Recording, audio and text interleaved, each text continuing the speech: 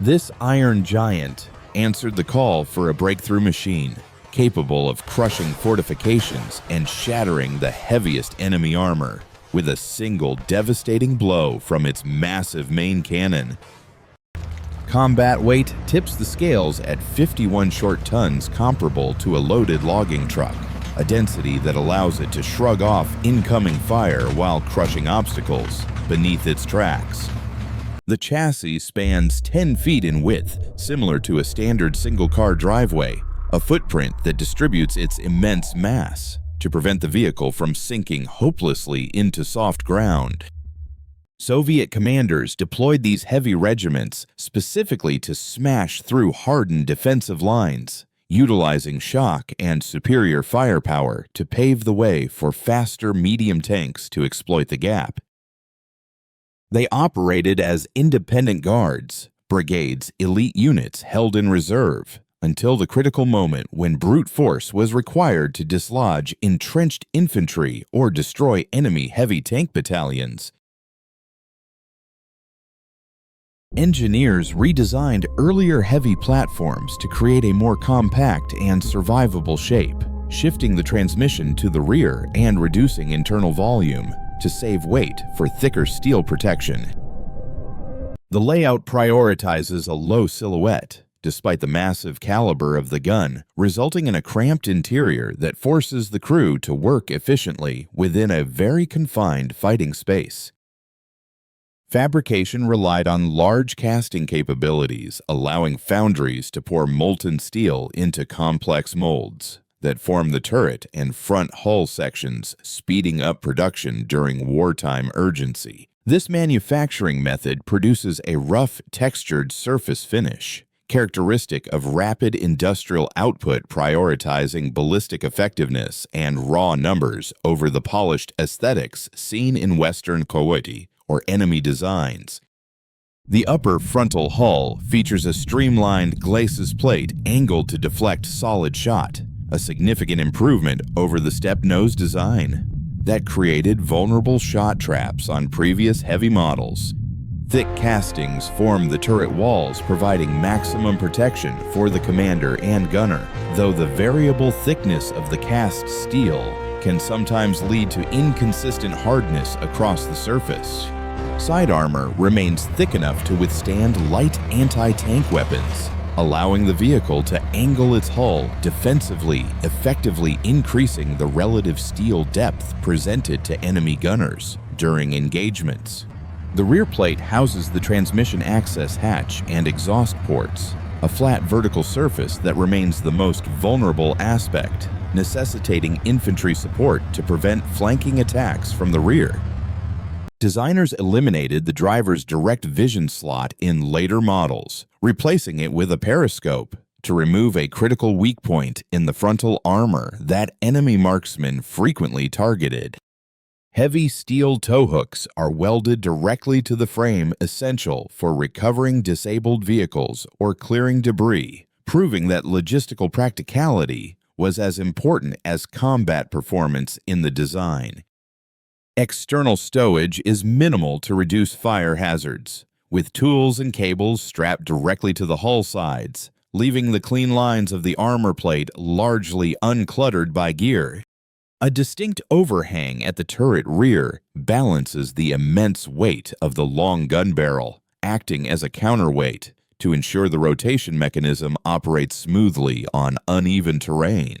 Weld seams are heavy and prominent, joining the cast and rolled sections together with a rugged durability that holds the chassis rigid even when absorbing the tremendous recoil of the main gun. A V12 diesel engine generates 520 horsepower, a reliable power plant derived from aviation designs that delivers the low-end torque necessary to move the massive steel hulk through mud. Diesel fuel offers a significant safety advantage over gasoline, reducing the likelihood of catastrophic explosions after a penetration, and giving the crew a better chance to escape a burning vehicle. The cooling system relies on large intake fans drawing air through the engine deck, a setup that can be incredibly loud. but effectively manages the heat generated by the massive cylinder block. Power transfers through a multiplate dry clutch to a rear-mounted gearbox, a mechanical arrangement that simplifies maintenance access but requires the driver to master complex shifting techniques to avoid stalling. Epicyclic steering gears allow the driver to turn the vehicle by varying track speeds, a system that reduces physical fatigue compared to the crude clutch and brake levers used in earlier tank designs. The final drives endure tremendous stress, transmitting power to the tracks, often becoming a point of mechanical failure.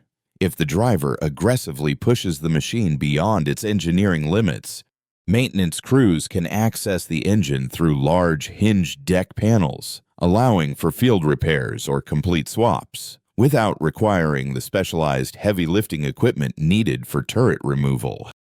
6 individual torsion bar suspension arms on each side support the ride, twisting inside the hull to absorb shocks from rough terrain, and providing a stable firing platform for the gun. All-steel road wheels minimize the reliance on rubber, a strategic resource in short supply, creating a harsh, rattling ride that transmits significant vibration to the crew inside the metal box. Wide steel tracks distribute the immense weight over a large surface area, granting the heavy machine surprising agility in soft snow or marshland, where narrower enemy tracks would dig in. External fuel drums mounted on the rear hull extend operational range, though crews typically drain or jettison these vulnerable containers before entering direct combat to prevent fire hazards from shrapnel. A 24-volt electrical system powers the turret traverse motor and internal lights, relying on heavy batteries stored on the fighting compartment floor to turn over the massive diesel starter. The primary armament is a massive 5-inch class rifled gun originally designed as a core artillery piece, adapted to fit the turret, to deliver crushing high-explosive firepower against bunkers. A large double-baffle muzzle brake at the barrel tip redirects expanding gases sideways, significantly reducing the violent recoil forces that would otherwise damage the turret ring or injure the crew. The high-explosive shell carries enough filler to shatter concrete fortifications or rip the turret off an enemy tank through pure kinetic impact, even if the round does not physically penetrate. Armor-piercing rounds rely on sheer mass rather than high velocity to smash through thick steel, causing massive spalling inside the target that neutralizes the enemy crew without needing explosive filler. A coaxial machine gun mounted next to the cannon allows the gunner to engage infantry targets, conserving the precious and limited supply of main gun ammunition for hardened armored threats. The rear of the turret houses a ball-mounted machine gun operated by the commander, intended to deter enemy infantry from climbing onto the engine deck during chaotic urban street fighting. The gunner aims through a telescopic sight with fixed magnification, using stadiometric lines to estimate range, a simple but robust optic that withstands the shock of the main gun firing. Limited gun depression caused by the low turret roof prevents the tank from firing effectively from a hull-down position on a reverse slope, forcing it to expose the hull to shoot. The heavy barrel requires a powerful electric motor to rotate the turret, though fine adjustments for final aiming are made with manual hand cranks that demand significant physical effort from the gunner.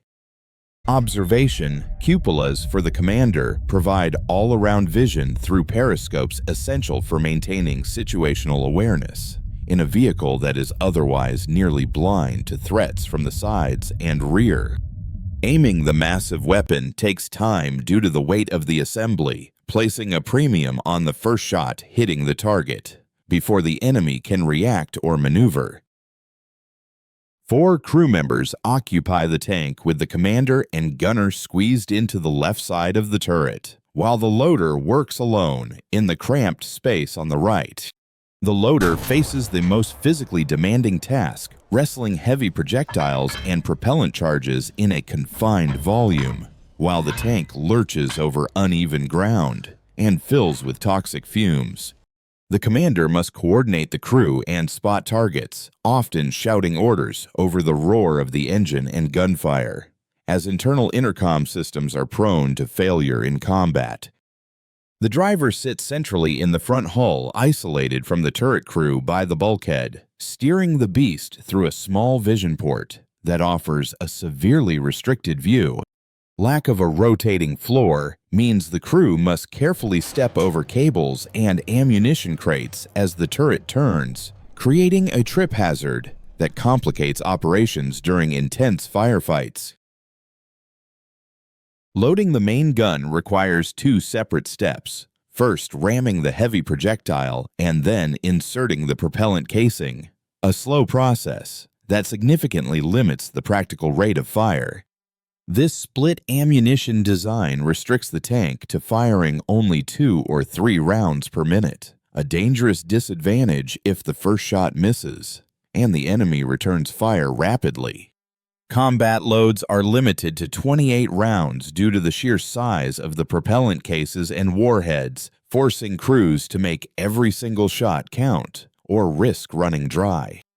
Ventilation fans struggle to clear the dense cordite smoke generated by the massive charge, often forcing the crew to open hatches during battle to avoid suffocation from the noxious gases.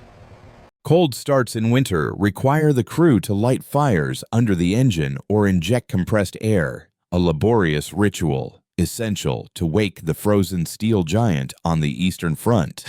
Top speed reaches 23 miles per hour on paved roads, sufficient to keep pace with advancing infantry columns, but generally slower than the medium tanks it supports during rapid maneuvers. Operational range extends to 150 miles on internal fuel, allowing the unit to conduct deep offensive operations without waiting for the logistics train to catch up every few hours. Tactics involve using cover to close the distance, firing a devastating shot, and then retreating to reload, minimizing exposure during the long vulnerability of the 2-part loading cycle.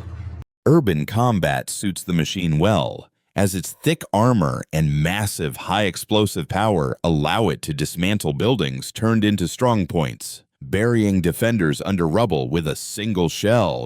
Mechanical reliability is generally rugged, but the heavy weight strains the transmission and suspension, requiring frequent preventive maintenance to keep the battalion combat effective during long marches across rough terrain.